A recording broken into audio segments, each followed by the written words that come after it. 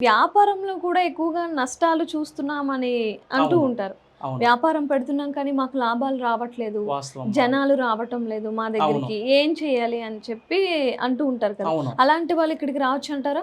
అలాంటి వారు వస్తున్నారిప్పుడు. ఆహా! ఓకే. డైలీ మన దగ్గరికి అలాంటి వాళ్ళు ఫోన్‌లు చేసి, మన అడ్రెస్ కనుక్కొని, ఈడకొచ్చి గురువుగారు మేము వచ్చేసి రియల్ ఎస్టేట్ వ్యాపారం చేస్తున్నాము. స్టాక్ మార్కెట్‌లో బిజినెస్‌లు చేస్తున్నాము. హ్మ్. ఇలాగ ఒక్కొక్కటి సమస్య ద్వారా ఇక్కడికి వస్తున్నారు. వాళ్ళకి నేను చెప్పేది ఒకటే. ఈ సృష్టిలో దైవశక్తి ఎంత ఇంపార్టెంటో, ధనశక్తి కూడా అంత ఇంపార్టెంటు. హ్మ్. ధనము ఉంటేనే బంధం ఉంటుంది. బంధం అనేది ఏర్పడాలన్నా ధనమే.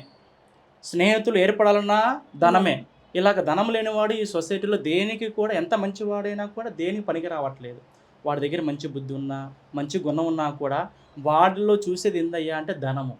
ధనము ఉందా 10 మంది బలగం వస్తున్నారు. హ్మ్. ఇలాగా ప్రతి ఒక్కళ్ళకి ఆశ ఉంటుంది.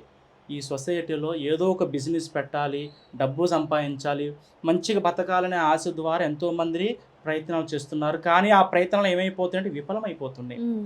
అది ఎందుకు విఫలమవుతున్నాయి అంటే వారి జాతకాలలో బలం ఉంటుంది. ఆ బలము లేకపోవడం వల్ల దెబ్బతినే వాళ్ళు కొంతమందుంటారు.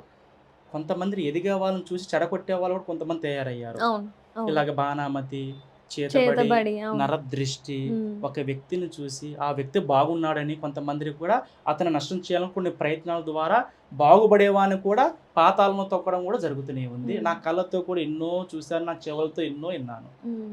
ఒకతను రీసెంట్‌గా 2 డేస్ ముందొచ్చేసి గురువుగారు రియల్ ఎస్టేట్ బిజినెస్ పెట్టాను. కోట్లు ఆదాయం వచ్చింది. ఈ హ్మ్. మధ్య చాలా వరకు నష్టపోయాను గురువుగారు. నాకు ఏం జరిగిందో నాకు మాత్రం మా తమ్ముడి మీద అనుమానం ఉంది. అతను చేసేది కూడా నా కళ్ళతో నేను చూశాను.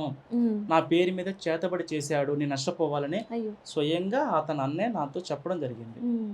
ఈ సొసైటీలో ఏమైపోయిందంటమ్మా, బాగుపడేవాడిని చూస్తే నష్టం చేయాలనే వాళ్ళు చాలామందున్నారు.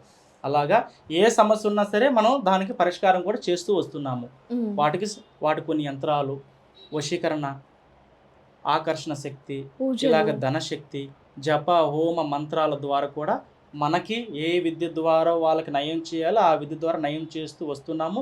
చాలామంది ఇక్కడికి వస్తున్నారు. అందరూ బాగుంటున్నారమ్మా. హ్మ్. అలాగా.